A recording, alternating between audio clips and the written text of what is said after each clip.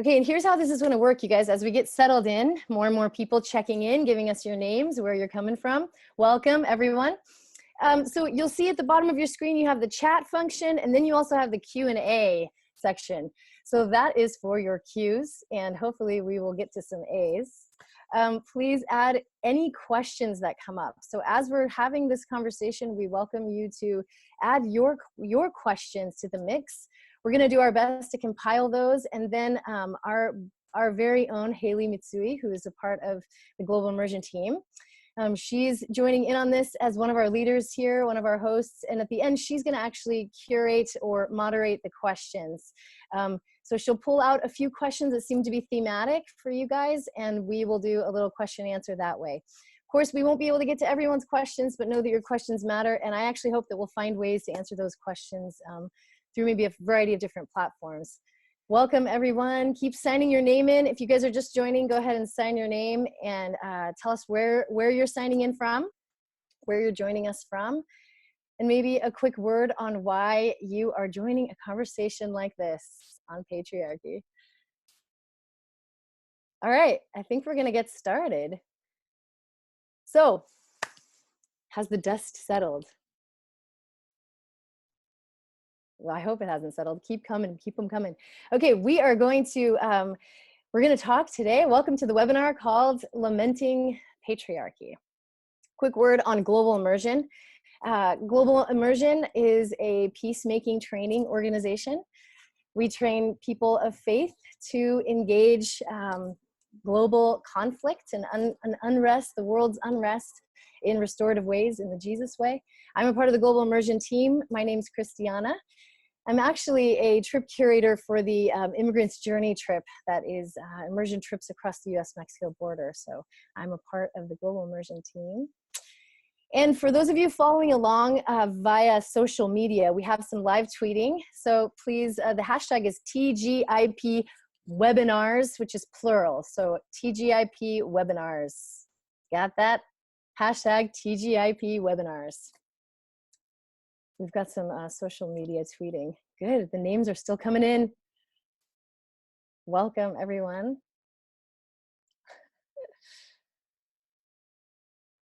Okay, nice. Okay, so you guys can see, I can see my friends here. Welcome, John, Jer, and Daniel. You guys know that, do you guys feel a little bit like you're on the stand? You don't see them, but they've got some a little bit of a head nod. Well, I think the good news is the verdict is out, actually. The verdict is out, and on a topic like this, I think we can all say in agreement that you are guilty. What do you guys think? You're guilty. Feels good to say it, actually. Feels good to say it. You're guilty. And I think it's actually good news because when we approach a conversation like this and we just admit our guilt, our contribution to the problem, I picture it as seeds of hope, to be honest, because it's in that admission, in a willingness to say, yeah, I'm guilty. I've been a part of the problem, and I want to contribute to the change that we all hope to see in the world. So, but in all seriousness, this is a heavy topic, a very heavy topic. In fact, as I've been preparing for this webinar, I've had an unusual amount of anxiety come up for me because it's personal. It's a very personal conversation, and I bring my own story into the virtual room here. Got some neighborhood helicopters. Don't mind the background noise. So I bring my own story into the room, but I also bring the stories of the countless women and people of color who have been basically pressed down by the oppression of patriarchy for as long as history as we've known it. And so I want to just quickly spend a quick moment honoring those stories. So for those of you who are listening in, the women among us, the people of color, I honor you and I see you. I don't see you, but I see you. Welcome. I hold space for your story as we have this wider conversation. And that said, this conversation is one that's been shaped out of I think the story of Global Immersion, which was kind of explicitly and just obviously founded by two white men. So it's a peacemaking organization founded by two white men. And when we enter a dialogue around patriarchy, we actually felt that a conviction that beginning this conversation, kind of a white people to white people conversation, maybe more accurately, a white men to white men conversation, was a starting place for Global Immersion. So I just want to also say that this is not a comprehensive, conclusive conversation. This is just one little starting point. It's going to be full of flaws. It's imperfect, but it's honest, and we bring our honest hearts to the table here. So John, Jared, Daniel, thank you for bringing your honest hearts to the table.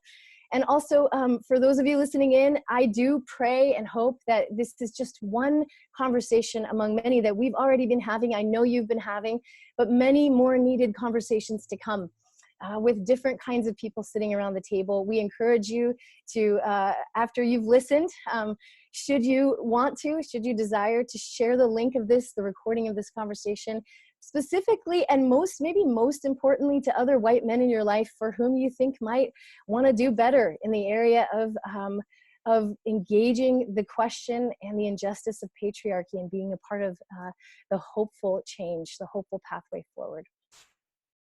So enough of that. I want to welcome my friends, John, Jared, Daniel, and I'm going to give it over to each one of you to begin with an introduction. First, let's start with you, Dr. Daniel Kirk. Would you please introduce yourself? We'd love to hear from you, and maybe just a little bit of what brings you to this virtual table tonight. Thank you very much for having me as part of this conversation.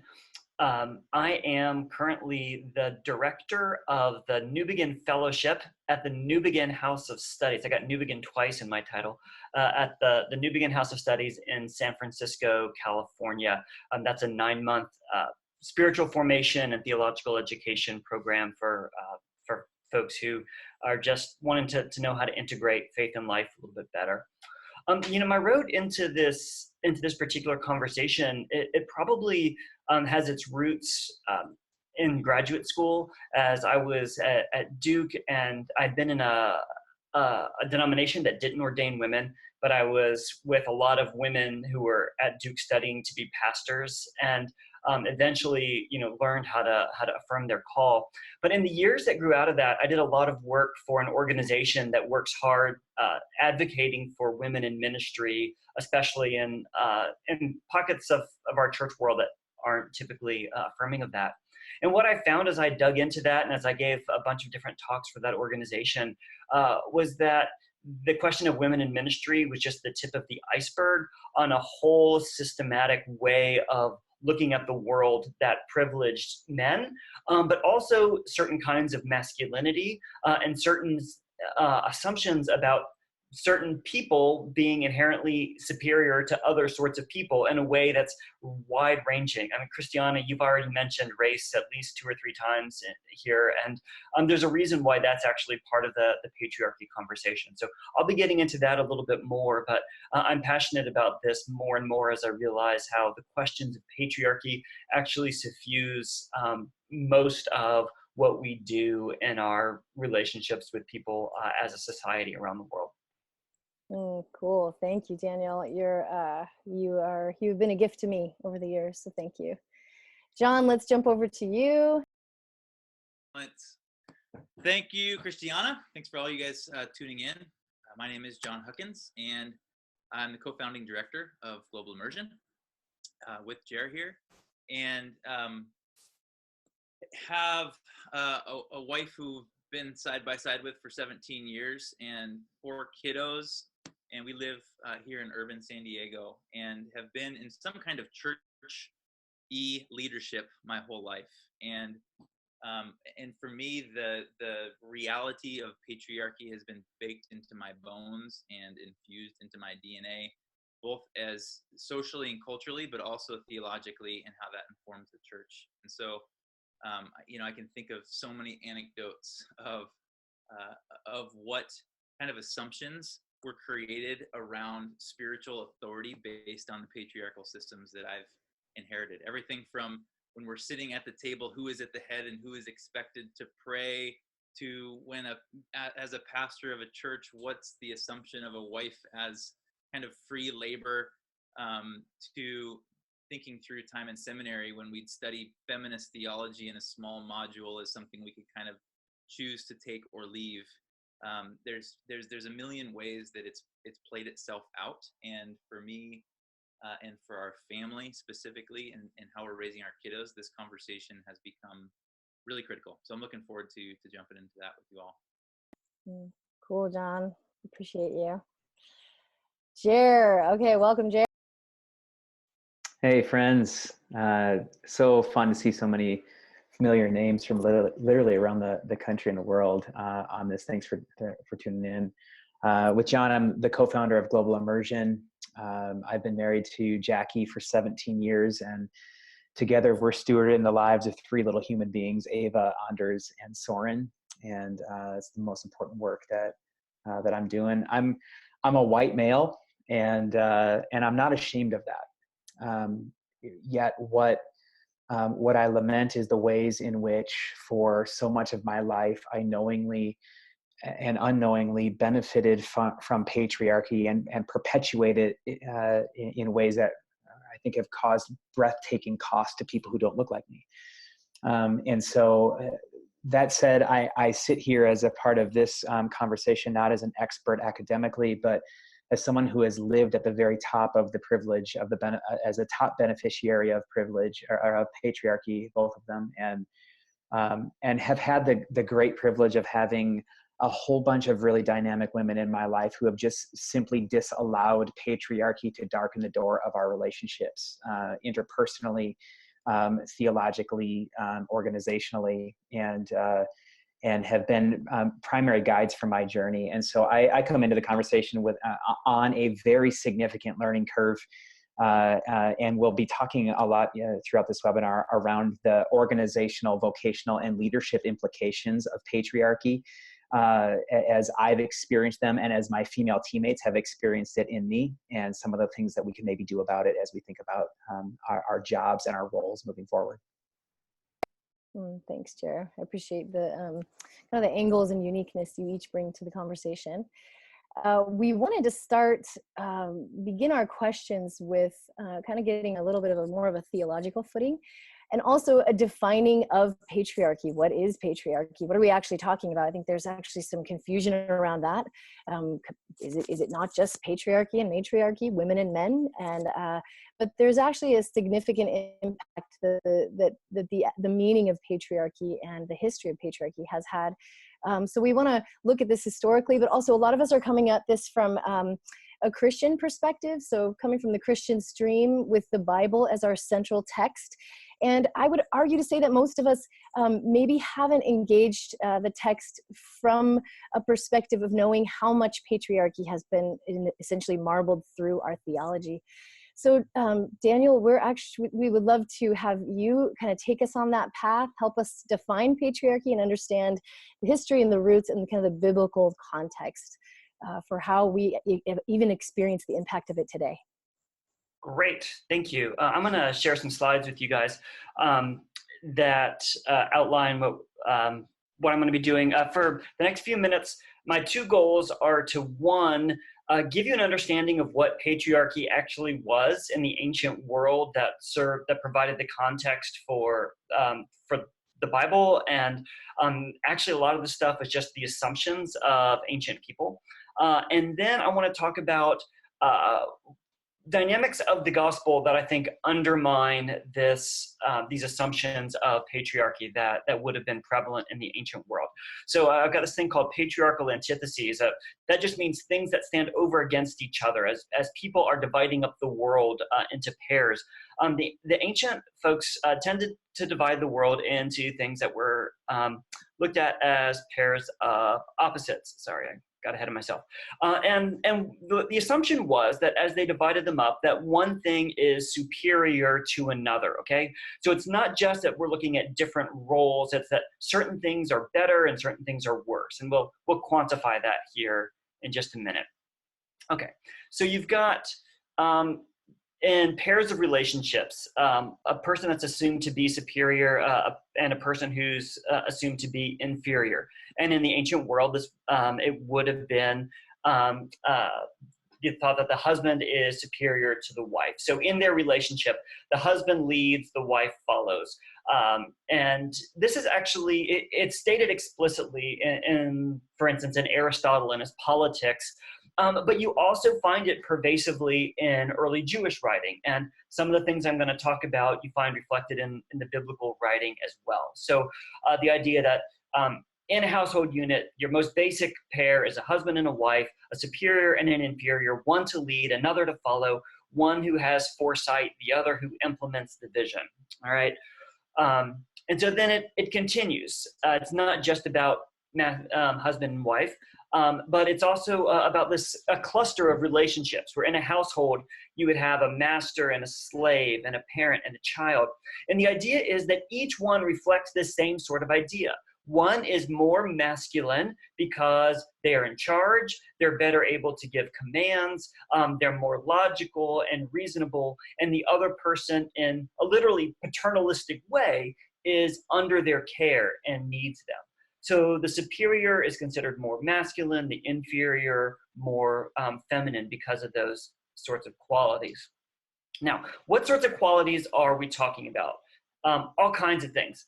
The idea that the mind is superior to the body, okay, and that the reason is superior to passions. So, so to be a virtuous person in the ancient world is to be somebody who's, by your reason and by the use of your mind, you can control the passions of your body. There's also then the assumption that if you are a man, that you have a greater capacity to reason. And if you're a woman, you're more enslaved to the passions of your body, which is why the wife shouldn't be in charge, but the husband should, because you want the person who's more reasonable, who can control those passions. And then that's the person, the reasonable one is the one who can plan and have foresight. The more masculine is the one who's stronger. So physical strength is a quality of the masculine and the superior, which also then bleeds over into ideas of a hard, muscular body versus a soft one. And then you get us into in war, right? The person who can penetrate the other person with a sword is superior to the one who's penetrated. Where's the strength? Where's the weakness? And this is all this one big, extensive system of assessing the world. So how do you be the most virtuous person? Well, let me change the question. Why should Rome be in charge of the whole world? Because they've conquered everybody, which means that they're the strongest, and their ruler is held up as the ideal, not just the ideal military leader, but the person who has his passions most under control. He is the quintessential man is what the Caesar of Rome was thought to be, because he is the head, the leader of the people that rule over everybody else and conquer them. So it is about gender, but it's also about how gender stereotypes form this overlay for all interpersonal relationships, whether it's on the familial level or whether it's on the village or town level with who should be in charge, who should rule, who gets to vote, or whether it's on the level of the whole nation with the Senate being the superior people. And then there's, all sorts of rules that grow out of that. A lot of them having to do with sexuality. Who is it okay to have sex with and how? Well, you've got to make sure that you're playing the right role. As a strong man, you always need to be the one who is hard and penetrating and not playing the part of a woman. As a man, you can have sex with your male or female slaves. That's fine because they're under you. But if you're a man, you shouldn't like your slave to be the active member in sex because that would be acting like a woman. All right. So there's all of these social mores that get built onto the idea, not just that we're different and not just that we have different roles to play, but that these differences in these roles embody a inherent superiority and inferiority. So Here is the most important takeaway from all of that for you.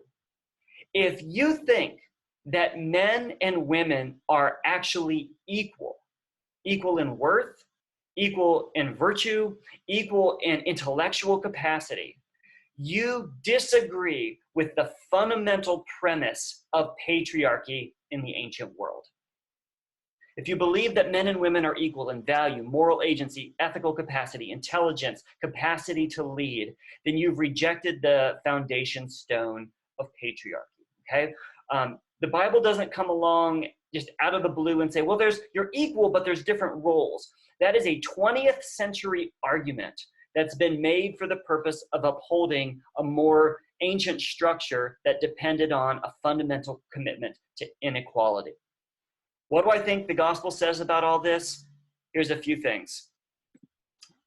One, I think that the Jesus story went from the time that he says, I'm going to be crucified, fundamentally subverts this ancient patriarchy narrative. When he says, I'm going to go to the cross, and this is what it looks like to be virtuous in obeying God. And he says, take up your cross and follow me.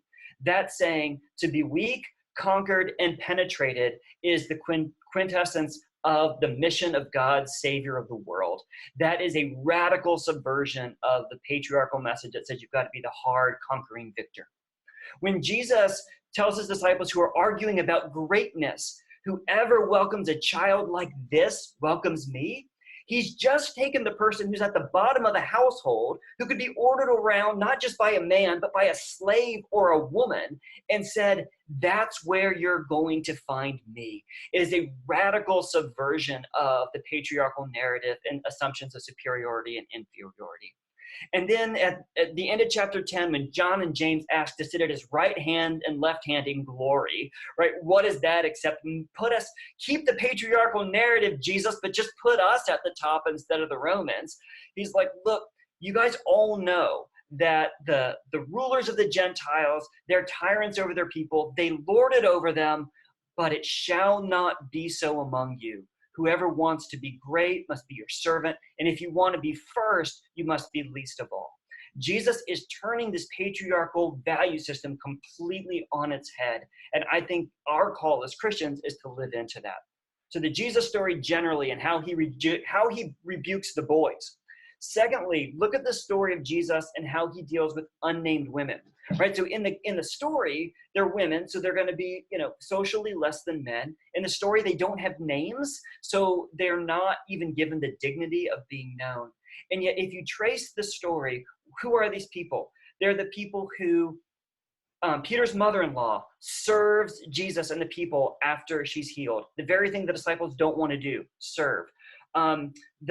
The Canaanite woman who comes to Jesus and asks her daughter to be healed, the only person that Jesus ever loses an argument to in the gospel, because she knew how big the love of God was.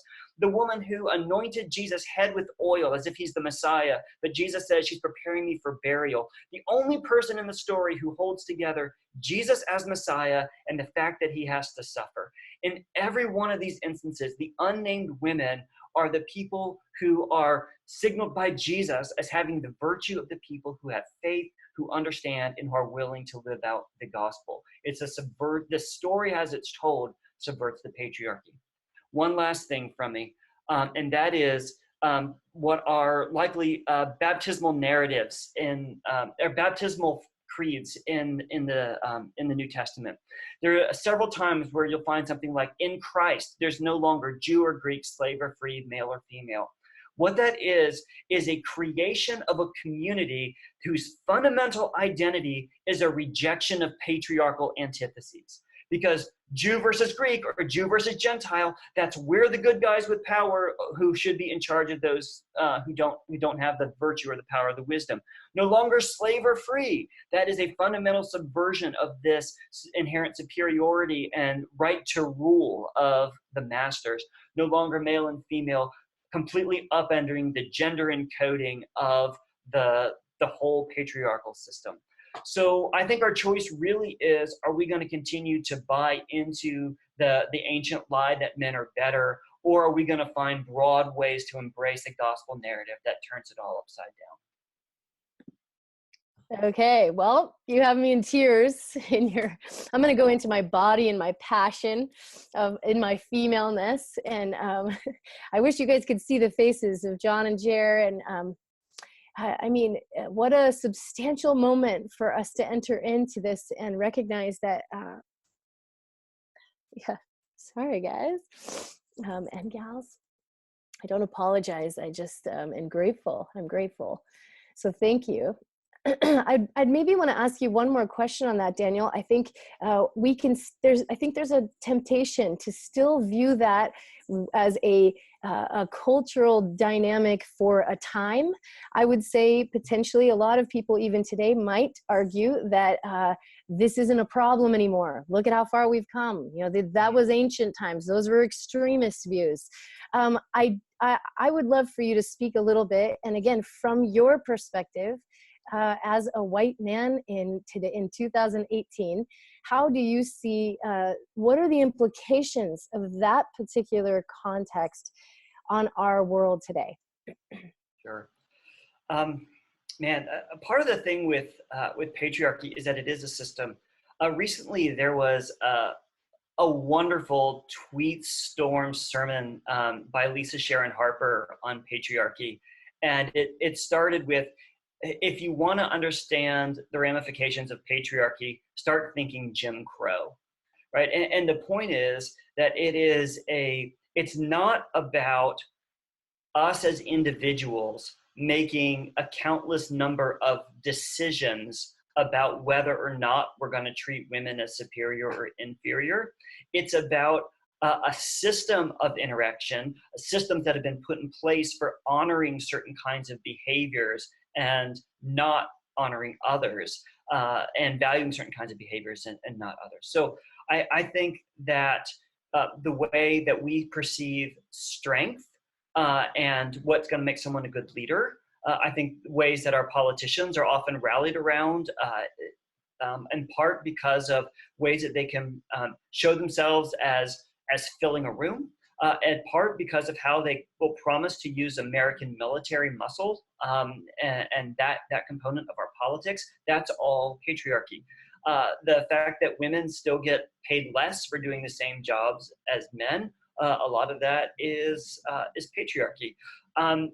There are people who think that who still on my Twitter feed, when I do anything that's hashtag patriarchy, will come at me and say patriarchy is biblical, precisely because there are statements that say wives submit to your husbands and slaves submit to your masters, or what have you. So there are, I would say, first of all, people are still consciously embracing it. Church is probably the number one place where you'll see folks who are enacting patriarchal convictions from a conscious perspective. And I think the way, pick a thing, how folks respond to women on social media.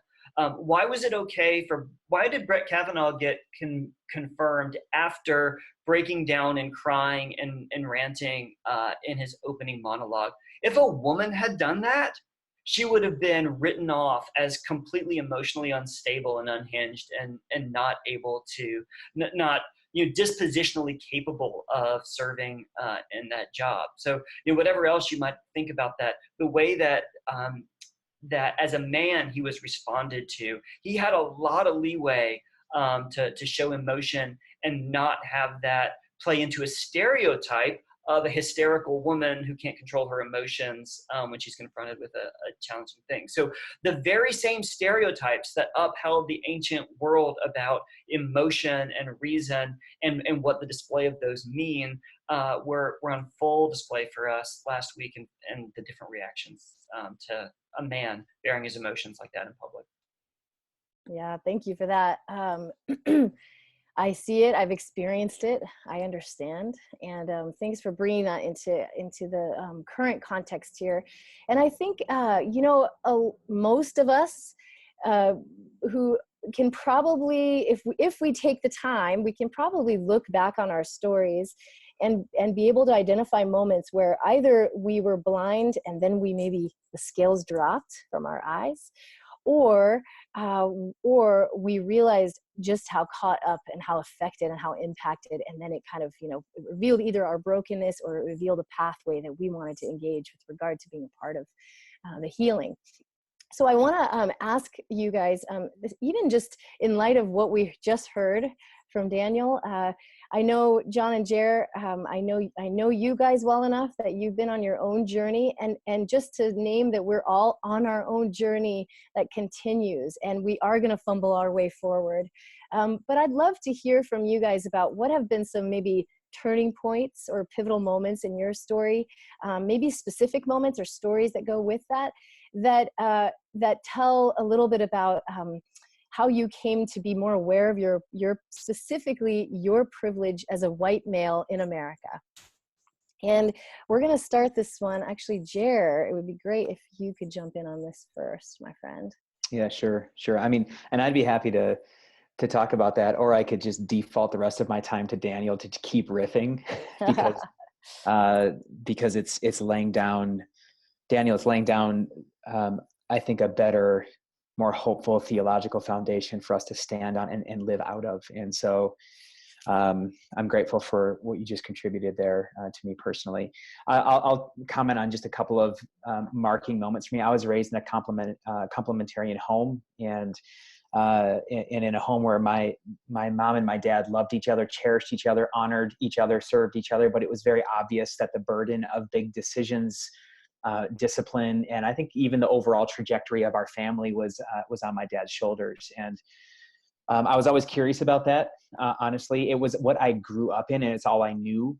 So I didn't have a lot to critique. I was just curious about it. And then the woman that I fell in love with, she only ever saw a future for us together if that was a future as co-creating equals. And that was unbelievably stimulating to me. That's the way that I felt deep down in my gut that it was supposed to be. Yet I had absolutely zero muscle in terms of what that really meant. And so I think, pursuing and being pursued by a woman who was way out of my league, who had a vision for a co-creating egalitarianism is a term that's used for that. It was just inspiring to me. It was something that I wanted to be a part of. So that was a turning point. I think secondly, I was a 21-year-old intern in an organization with a high vision, high capacity, very driven white male leader. And I noticed that he had built a staff predominantly of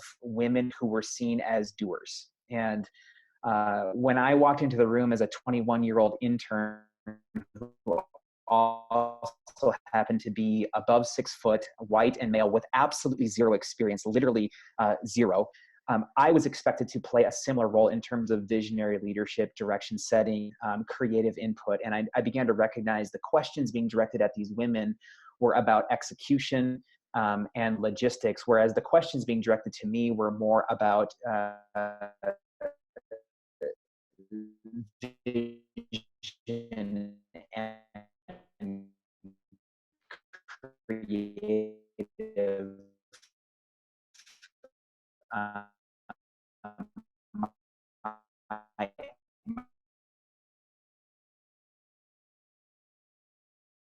and I remember even sitting in one particular course where I began to really recognize theologically for the first time that this gender hierarchy is not the very good that God had created at all.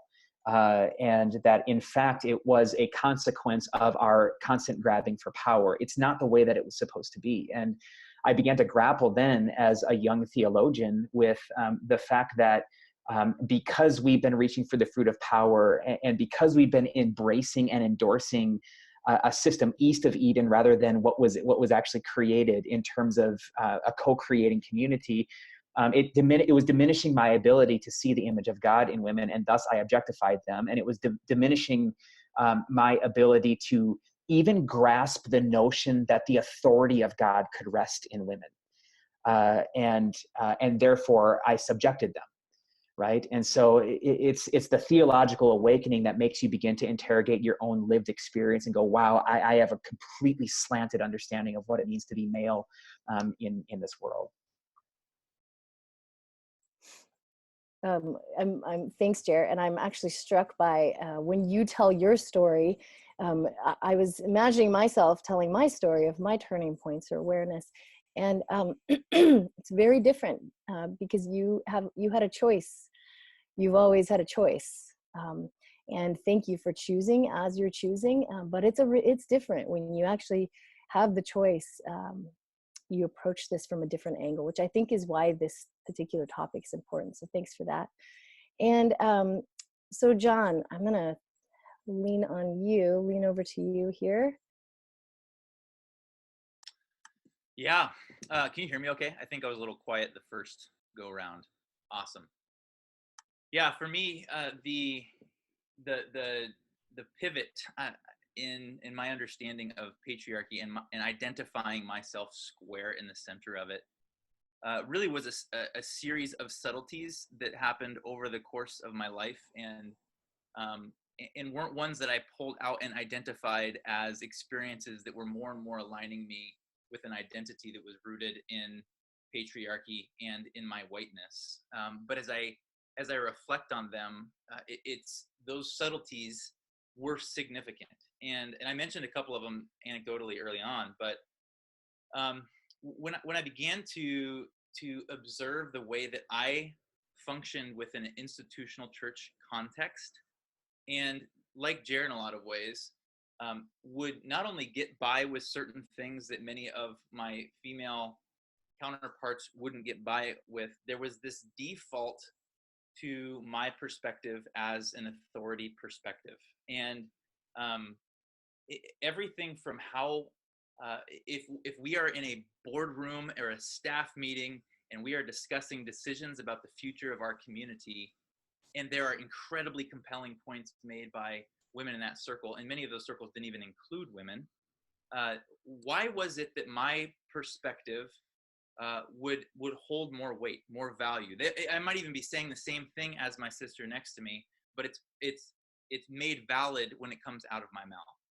And if I'm completely honest, because I wasn't doing the introspective work and I hadn't been guided into identify some of these strongholds, I became familiar with it and became comfortable with it. And when it's baked into your bones and it's all that you know, and you are benefiting every step of the way, that's the stuff that's really, really hard to come to terms with. And it required, for me, it required actually stepping out of a formal clergy context. And this would be one of my pivot moments, and actually going back to seminary. Again, Jared and I's story has some similarities here, and re-examining the text through a lens not of my ascension within the hierarchies of Christian institutionalized Christianity, but through the life and teachings of Jesus. And there were critical professors who helped me examine that, like Daniel, and incredible professors who helped me examine that in ways that were offering a critique of my reading and the way I read myself often into the story as a protagonist, confronting things like the reality of a sacred text that's still been written in an incredibly patriarchal context. So we have to do some work on that. The assumptions we make about how this text plays itself out when written in a patriarchal environment has to look differently for today's world, especially if we're going to take seriously the reality of Jesus and all the work that means for us, as Daniel just unpacked for us. Probably the biggest and most significant shift for me, and where I began to get really proactive in my own confession and active repentance, was with my wife. And Jan, I call her Janny, is someone who was raised in a very similar faith construct as myself. And so we were able to stack hands on a very broken system for a lot of years.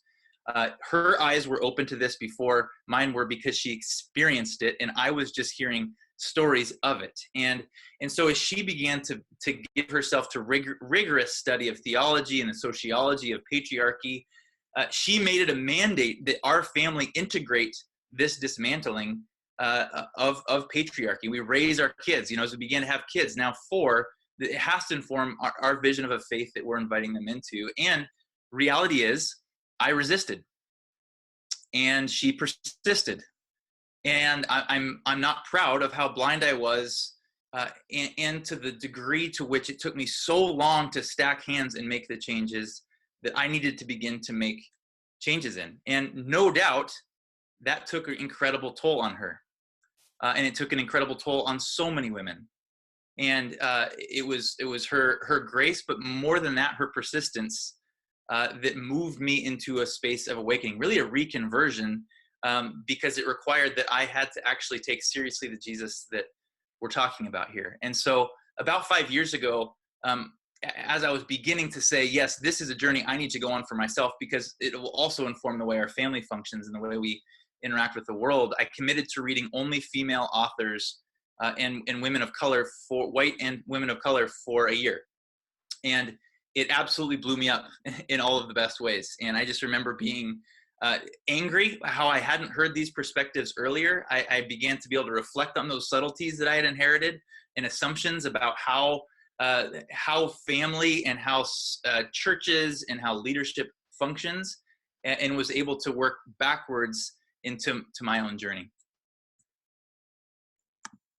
Thanks, John. What strikes me about both of you is you guys were able to, and the significance of your seminary experience, which I think is another privilege that you've both had.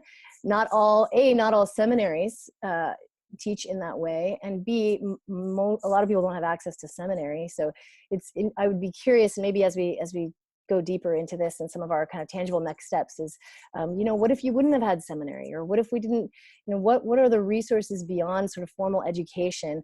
Hopefully it would be in our churches, but what are ways we can even equip churches or places of maybe academic, or not academic, but intellectual study and learning that can engage these topics. So thanks, John.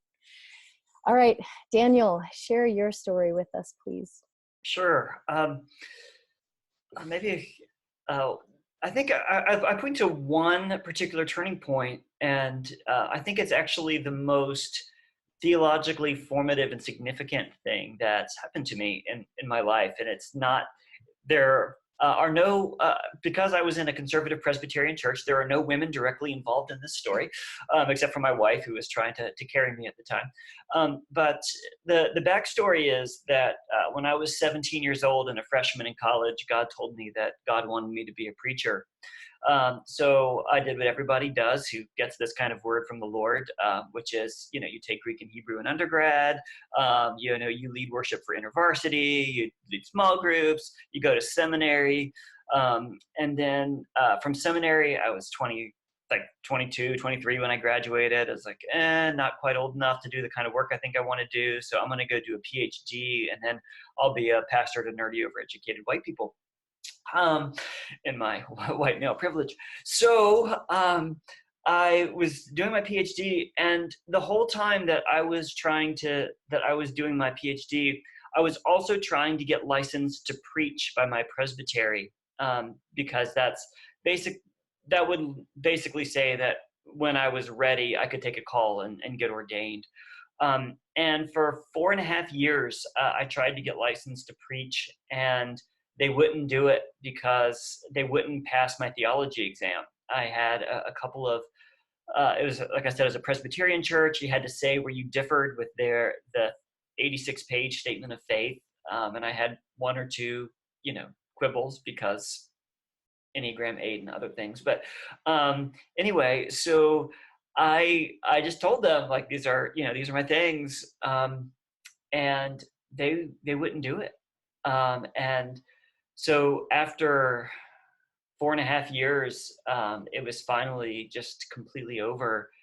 And that experience of having this deep, passionate, not just commitment, but knowledge of what God wanted to do, and to have a room full of powerful white gatekeeping insider men be able to tell me no. It just completely blew the doors off for me, and opened my eyes. Like that experience of being shut out by the patriarchal system was the eye opener for me of, oh, this is a thing, and I can't pretend that it's holy and righteous and good. If I were to sit on that and do that exact same thing to women who would come in and say, I've got this call, and they'd say, no, you don't, because you're not a man, which is what this group of this denomination would have said. So that was just really like the pebble that started the avalanche for me, was the experience of being on the other side of that, which, maybe that's another little tangent that we probably don't have time to pursue a lot, but patriarchy can be, like, you can be a victim of patriarchy as a man, both as somebody who benefits from it and the ways that it can destroy your soul, and the way that a patriarchal system can work negatively to keep you down. And you can work your way up a patriarchal ladder as a woman as well. And I think Bell Hooks does a lot of work with that, about women who find just feminist enough to succeed within the patriarchal system without really being committed to blowing it up. So anyway, those are just a couple more things to be aware of. And because it's not just about individual decisions of individual people about how we treat women, systems can work in complex ways. Ooh, thanks for that, Daniel. I agree, the complexities are seem never ending. Nonetheless, I think your moment, your slight glimmer of solidarity in your experience, welcome to what it feels like on a pretty regular basis to be anyone, and I am even a white woman of privilege, but to be anywhere on the inferior ladder where those door shutting experiences are commonplace for us. So I do think, global immersion, I do think that the immersion experiences can be some of the most transformative, and you can't always, you can't make those up, but perhaps there are ways we can immerse into the stories of women and people of color that will help awaken us and awaken us to what patriarchy really is, what it even feels like. So thanks for adding that story in there. I do want to go back to you, John. You touched on this in your intro with regard to marriage and parenting. We also had a question even around that. And I think maybe part of the direction of this question too has to do with the subtleties. Sometimes we think of patriarchy in these big, broad, oppressive terms. It's all oppressive, but sometimes the subtleties can be some sort of the permeating stuff. So how have you this theological shift, your own transformation, how has that impacted you as a husband and as a dad to both girls and boys, by the way? You betcha. Huge ways. And I forget who it was in the comment thread asked about the resources, or at least a few of the resources that I read during that year. They've been dropped into the chat section. So if you're looking at those are top, I would consider them intro resources, top 4 books, and then a few that are focused around kids formation, which I'll mention on here in a second. But yeah, how has this shift in theology impacted my marriage and my parenting? I'll go through a few things as briefly as I can. One, it made me aware of patriarchy in my face every single day that I had been blind to because I was part of it and I benefited from it. Everything from is tangible examples of, if we walk into any restaurant or most of our living rooms, there are sports games on of all males. And in those contexts, if we see women, it's oftentimes in a space that's objectified, where they're objectified. It was being made more aware of male, largely white leadership in most of the churches that I worked with and saw around me, especially ones that would speak into our society. It made me aware of patriarchy and the words that are being used about women in our locker rooms and behind closed doors.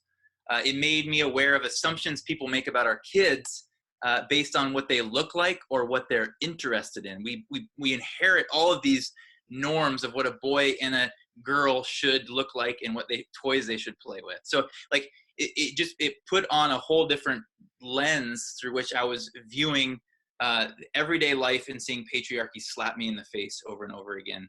Another way, it's guided us to see that spiritual leadership is 100% mutual. In fact, I would argue in this season, especially the spiritual leadership of our family bends towards Janie. Like, we look towards her to guide us in this season. That's not something we apologize about. It's something we celebrate. And I'm genuinely looking for her to guide me and us in those ways. We have a weekly practice as a family when we come together for some spiritual practices and rhythms that I am a student of myself, and I see our family interact with, and Jan guides us into these spaces that are so sacred and so outside the box of so many of the pillars that I had inherited. It impacts the way that we talk about God in our home. with my wife and I, and with our kids, that we talk about God both in feminine and masculine nature. Like, I think we can all agree that God likely, I'm going to say God did not have a penis, yet we often exclusively talk about God using male metaphors. And that absolutely informs the way we talk about, the way we understand God in our homes, in our churches. And so like, we just, the types of prayers we say, the way we talk about God shifts, and it makes a difference not only in how we see God, but what I found as a father of 3 girls, it impacts the way that we see ourselves. Because for girls, if all are created in God's image and we only talk about God as a man, what does that mean for Lou and for Rosie and for Ruby? It has everything to do with it. So that's another piece. Another, how Jan and I interact around decision making. I had to confront in myself that I still had an internal assumption that my decision would be the final decision. That I would often enter into these conversations seeking to be the one that would get it right, and then we could move forward based on where I was rather than where we were. And so that's a constant process of evaluating and asking where that's coming from. Everything from ego to assumptions around patriarchy that had infected our ability to be true partners around a shared table. And lastly, it's this theology is impacted, again, the way that we raise our kids. Our roles are diverse. I'm often the one, actually always right now, who's up with the kids at night. And she is often the one who's outlining our discipline strategies, that she's guiding us in these spiritual forms, and I am as well, but it's very much a mutual thing. The songs that we sing at night to our kids, the books that we read, it's important what kind of pronouns we're using for God. It's important what kind of heroes or sheroes are the protagonists in the story. And again, us being careful about some of the gender assumptions we make about what is masculine and what is feminine around the clothes and the toys and all that kind of stuff. So it really has impacted all sorts of realities within our marriage and with our kiddos. Thanks, John. And quick reminder, we are going to compile a list of these resources as a follow-up email. So you can look for that. And as questions are coming up, even as some specifics that you're hearing, do drop them over in the question and answer list on the bottom of your screen there. Thank you. I hope you guys are hearing so far these how important it is to examine all of life, and that the subtleties, the assumptions actually permeate each element of our lives. So you guys, thank you for sharing even stuff that's kind of intimate in your own home. I also want to shift to Jer, if you can finish off this part of the question time with examining what your experience as a man in leadership, as well as kind of your vocational pathway. How has patriarchy shown up in your life? In what ways has it impacted the road you've been on as you look back, and maybe even how that impacts your future? Yeah, right on. I mean, I think I'd start by saying that that literally, as it pertains to vocation and leadership, every single door in the world has been kicked open and wedged open by men before me, men who look like me before me. And so like, I cannot even think of a single door that was not already open when I came up to it. I think that's just true of a patriarchal system with a ton of privilege for benefiting someone who looks like me. And which also, like, as I sit here today, I can't think of a single opportunity, vocational, organizational, or leadership that I didn't pursue and acquire. You know, any desire that I had vocationally or from a leadership perspective, not only was the door open, I attained it, I got it. And that's patriarchy. You know what I'm saying? And here's the crazy thing. It was never a doubt in my mind that I wouldn't get it. So think about how patriarchy shapes the psyche of men vocationally. We're able to show up with a kind of swagger and a kind of confidence and even cockiness, the craziness, the audacity to think that anything in the world that we want to pursue, we actually can do it. Like, I remember when I was 9 and I watched a space shuttle take off in Florida. and having a conversation with my parents about how I could be anything in the world. And that was true for me, and it wasn't true for my sister, you know? And so I'll start, there's my preamble. I've worked really hard in my life to walk through every single door that has already been opened. And I think that's really true. In terms of how I've noticed patriarchy play out in my own life and specifically vocationally. Now I'll say this, that the moment Christiana, you and a whole panel of women did such an incredible job putting together the conversation that we're having right now.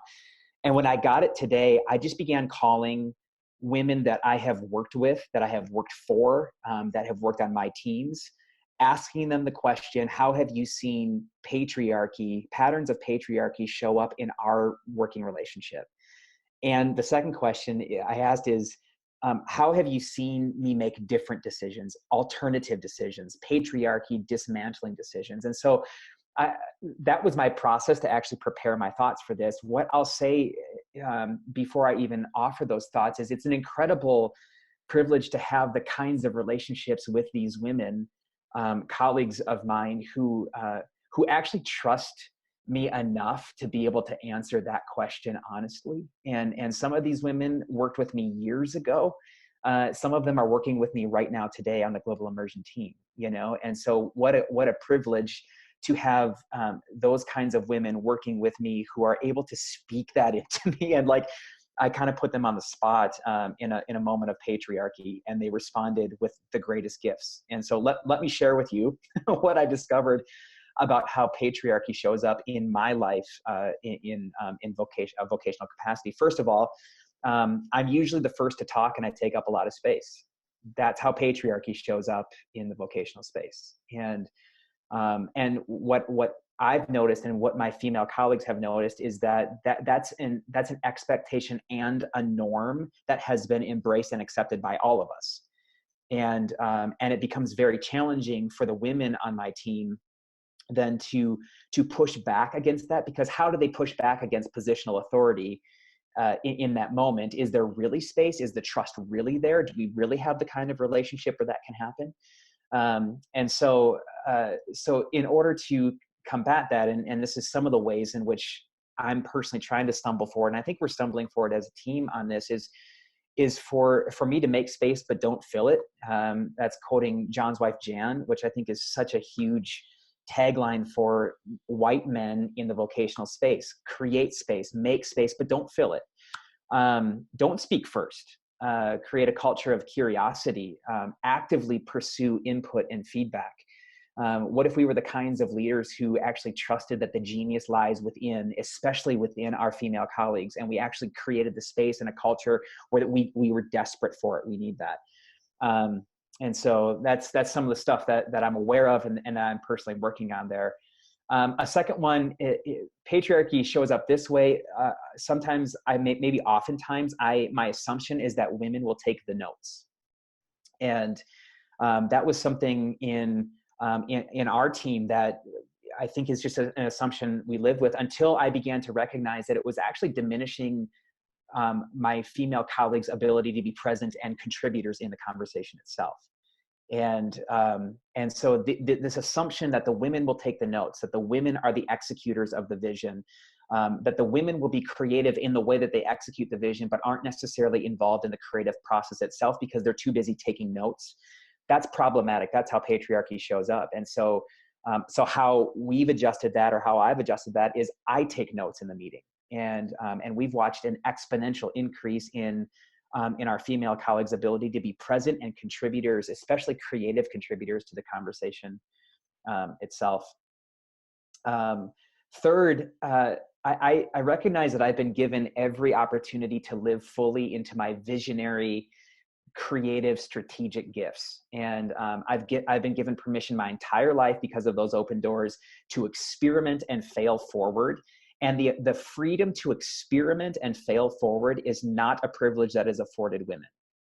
And so it set me up in a particular way to be a particular kind of visionary, strategic, and creative leader, where I it kind of makes me trust my creative intuition, trust my visionary intuition, become impatient with people who aren't ready to, to have freshly, well articulated thoughts ready to go.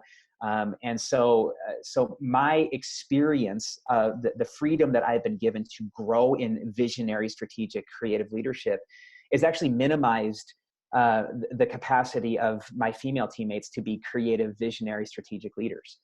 And my big visionariness has actually stunted their ability to do that as well, which then also means that they respond to my visionariness and don't have the confidence or feel like there's even the space for them to bring vision themselves into the room.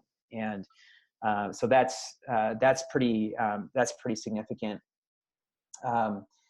Fourth, there's just a general lack of awareness that. Yeah, I think we're going to keep rolling right now because there's a little bit more for us to explore, especially Q&A. So I'm getting the signals from people. So we're going to keep going. So stick with us. Growing up with patriarchy in the water I drink and the air I breathe, it generates a set of biases that inform behaviors and values, and it causes me to show up in ways that I don't even know, and I don't know that I'm doing it. So there's a lack of awareness that I carry with me as a white male into the vocational space. And so the questions that I'm being challenged to ask, and this has been a learning curve for me. Some of these things I'm aware of and some of these things that are newer for me is just growing in my own understanding of the influence that I carry when I walk into a room as a co-founding executive level leader of a nonprofit organization, as a veteran faith leader, as someone who stands on stages, as someone who has written a book. When I walk into a room, there's just a default to my expertise, my thoughts, and to be a male in today's world is to understand the influence and the weight that we carry when we walk into a room. It's to steward that. It's to be quieter. It's to sit in the back of the room and this or that. And so growing in self-awareness for me has required constantly seeking feedback and input. And I asked one of my teammates today, based on your experience with me, can I say with credibility that I seek input and I seek your feedback with regard to patriarchy and my growing edges on this? And she said, absolutely, because she experiences it from me consistently. And so I'm glad that that's true.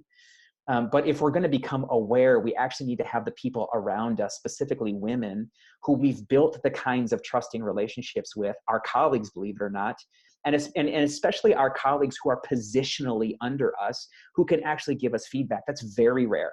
It's very unique. But that's the journey I think we need to take as white men in the vocational space. Let me offer just a few ideas very practically about the decisions that I have made and I'm working through in terms of dismantling patriarchy here. First and foremost, with the exception of this particular webinar, because this is an odd one, neither John nor I present our faces on public marketing things connected to Global Immersion.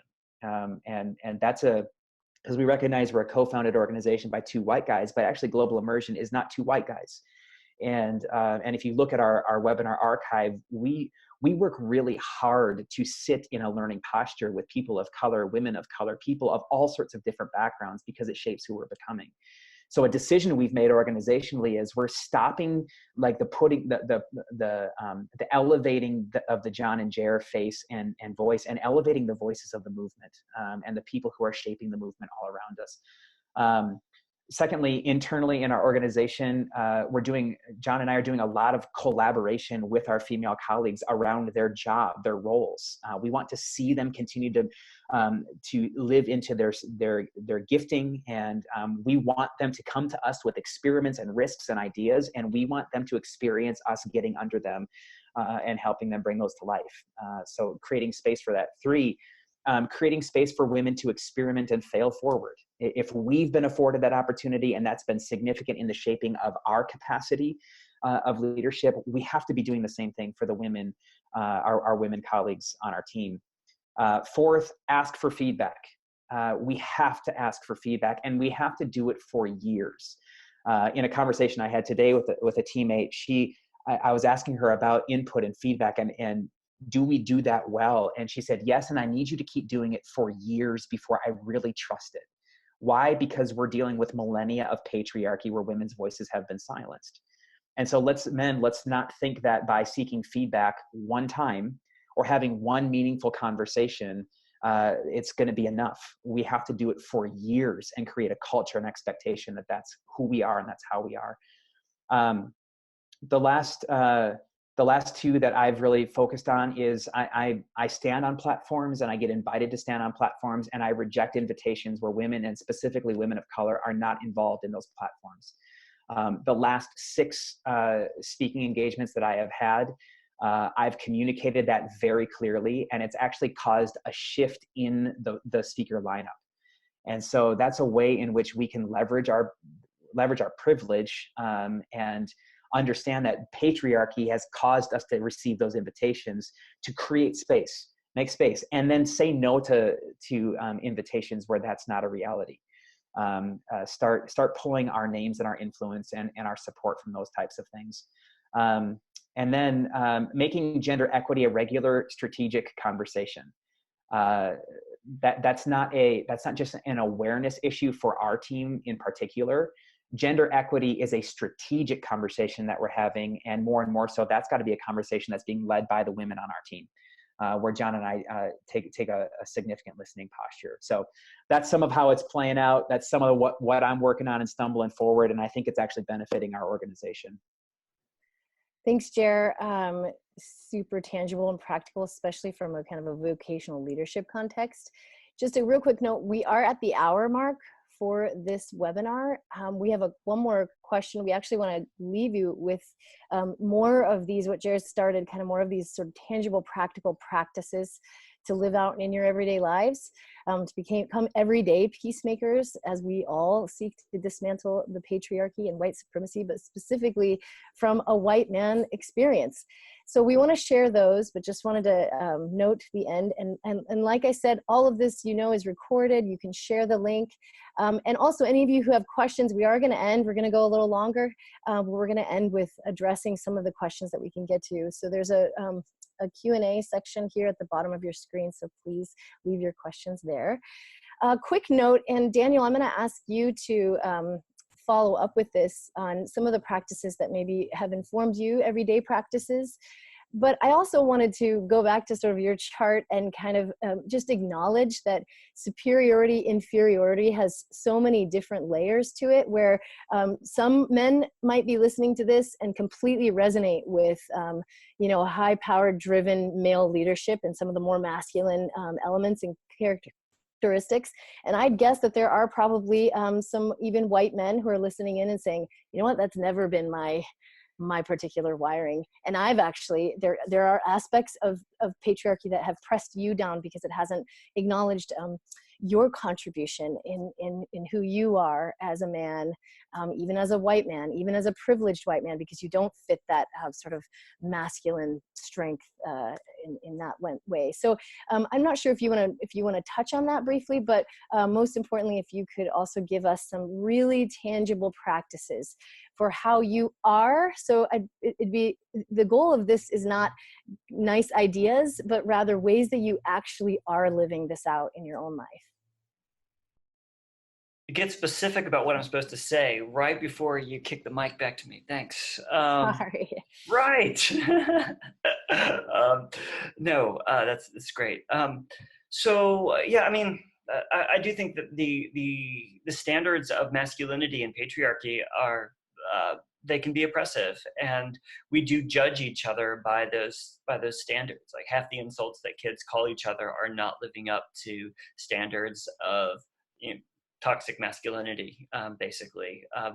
That's a real thing, in a way that, okay, here's the deal. Like, because I believe that Jesus enacted this way of life that is fundamentally antithetical to patriarchy, and because I believe that Jesus models not only like a call, not just something he did for us and not just a call, but I believe that he embodies like a fully realized human existence. All right, somebody who experienced the life that God desires for humans to live on the earth. I believe that we need a reconfiguration of masculinity that looks more like that upside down thing, and we have to create cultures that that substantiate that and really communicate that message. Little tangible things I've done. I was reminded in a text from my wife who's dialed in here that one of my early tangible things was writing a letter to the session of one of my conservative Presbyterian churches, wondering what the heck they were doing when they put out a call for men to be ushers. I was like, and actually it was the response I got from that was actually one of the early cracks in the dam, where I was like, that you would actually defend that and try to do it theologically. That's how I know that you're being driven by something other than the idea that this is, yes. People don't like that from the visuals I'm getting from my friends. So, there's something else driving that commitment to male leadership other than trying to submit to scripture at that point. There's a lot of ways that in my daily life, I think that just ways that my life doesn't conform to gender norms. I do most of the cooking for my family during the week. I do more of the kid stuff. My wife is the one who has the real job.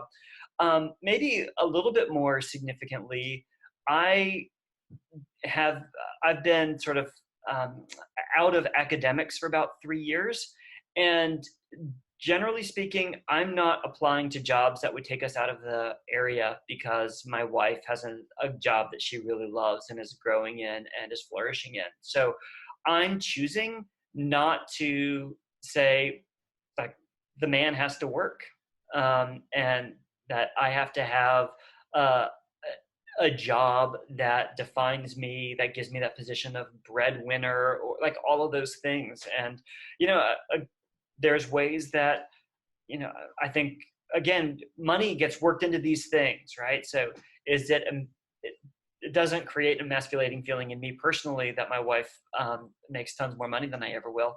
But that's a real thing. Like, money is associated with power and significance, and having a career that you can name and people appreciate. So, I think on a daily basis, that's a real thing for us. In my work, I did a similar thing. I've done similar things to what John is saying in terms of reading different stuff. So this year I've been reading, with small exceptions, almost exclusively women, people of color in my reading. I read a lot of fiction.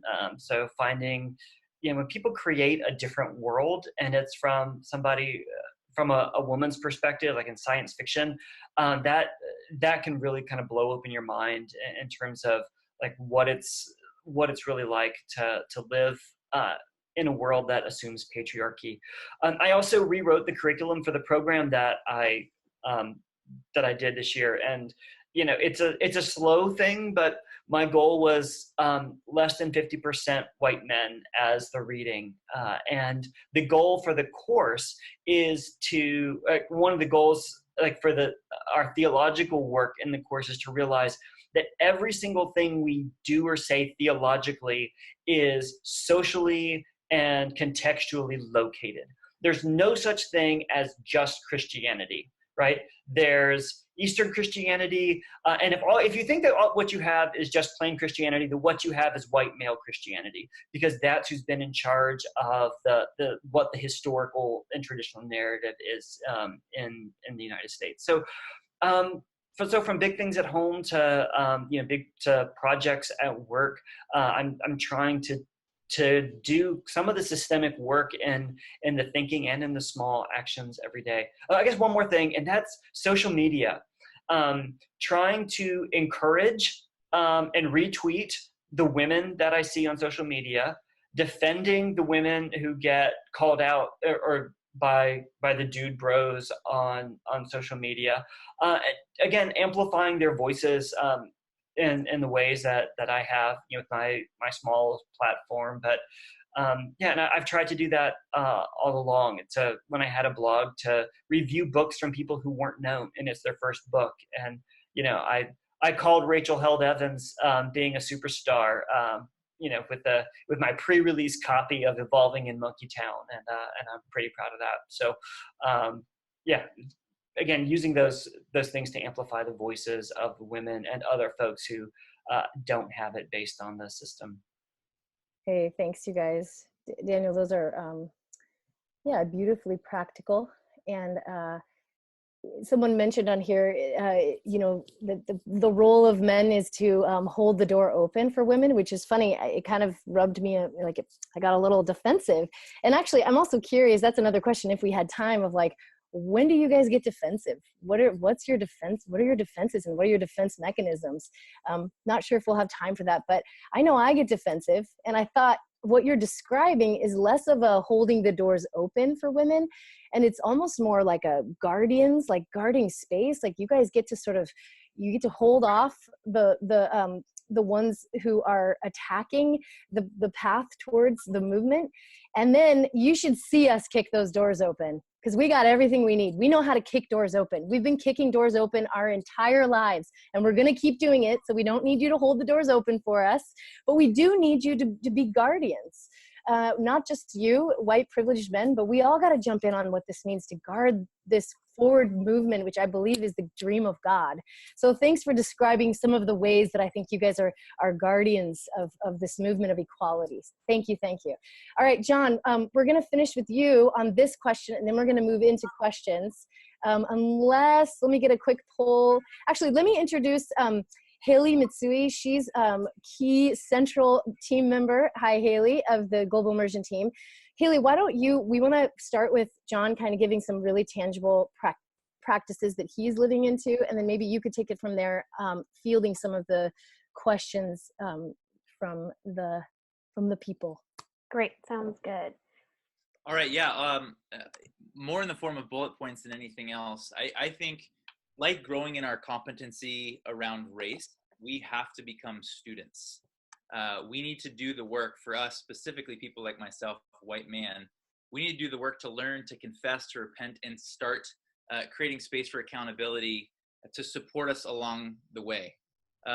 Because reality is we have to stop putting this on women to hold our hands, which then often forces them to relive their trauma. This is on us. It's not on them to walk with us towards this. So what does it mean for us to become students, to become learners, use some of these resources we're dropping in there as a guide?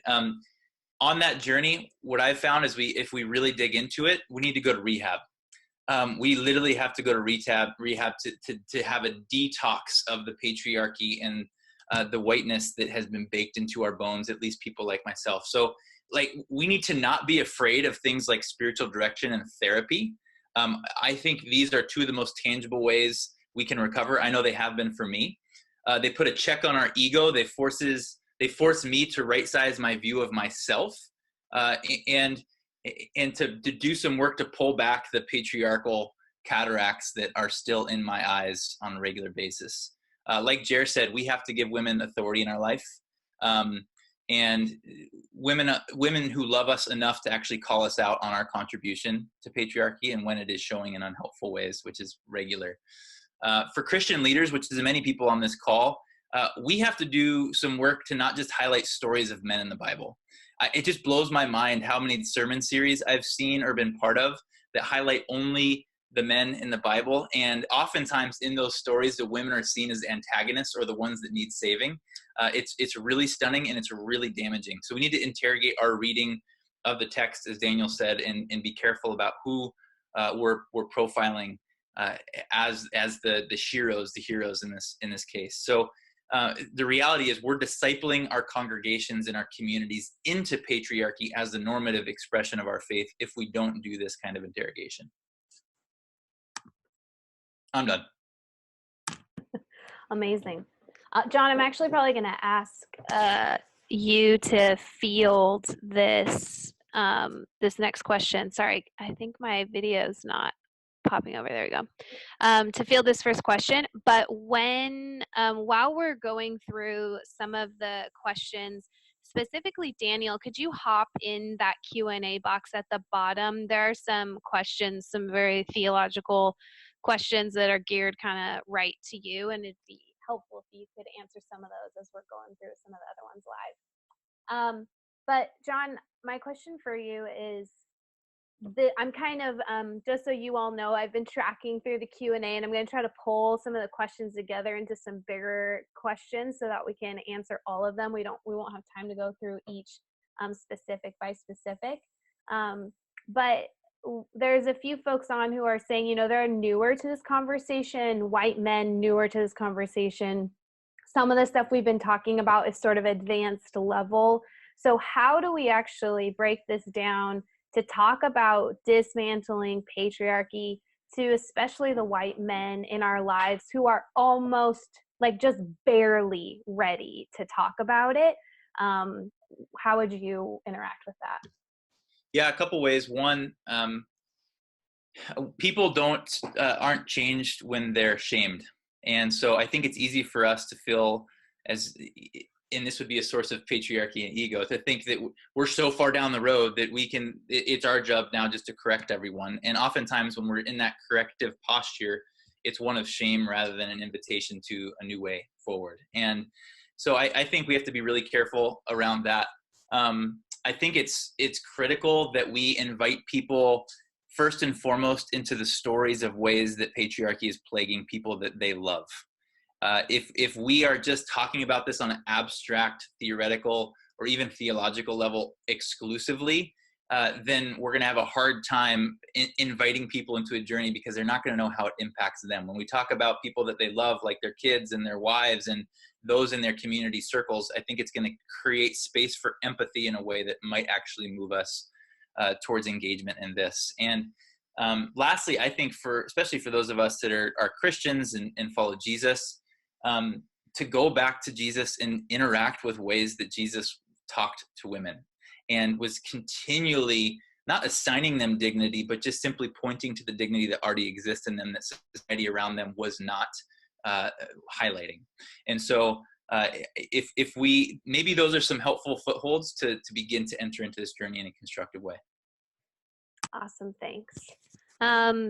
The next thing I'm going to shoot to you, Jer, is how do we bring this topic of patriarchy to especially church leadership? I know you as a former pastor have a lot of experience with that world, but when gender and patriarchy feels like it's been politicized recently, how do we bring it to our church leadership who maybe have that stance of, I don't want to get political?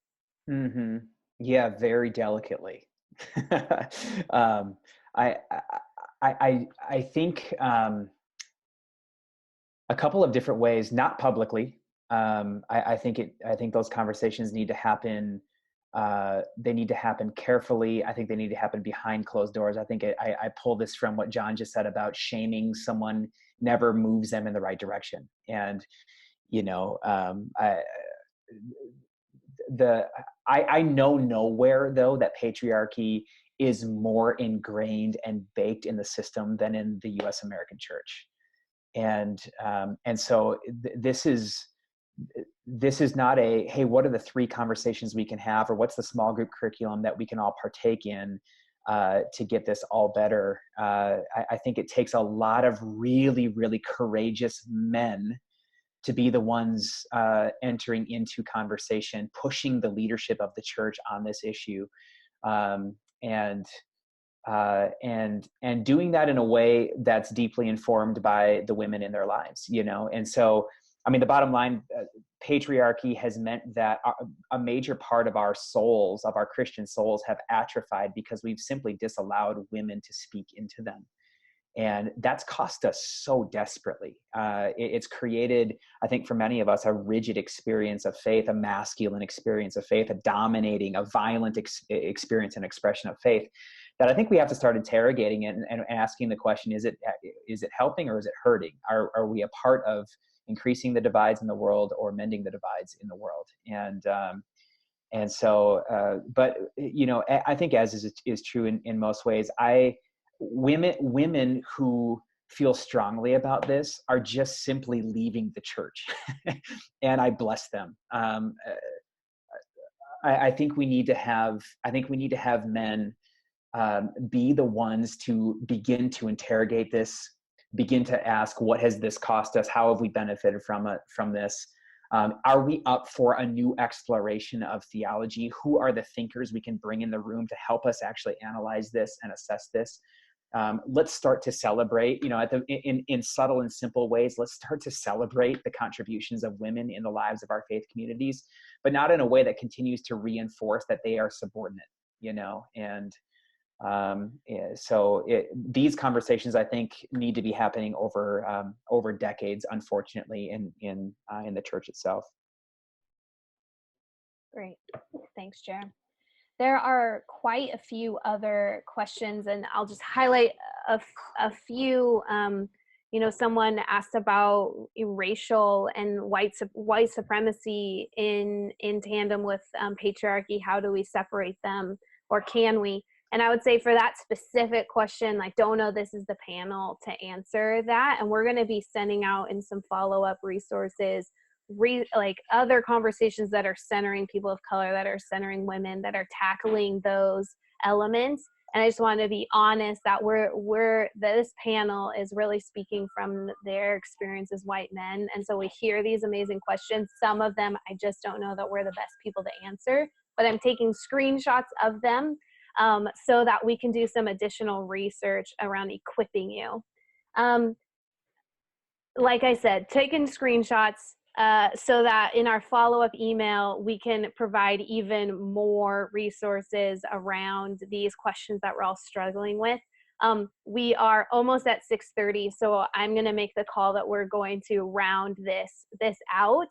And so thank you to Christiana, to John, to Jared, to Daniel for their amazing contributions. I've been lurking here in the background and just reveling in all of this information. But I want to leave you with a few ways that you can stay connected to us as an organization.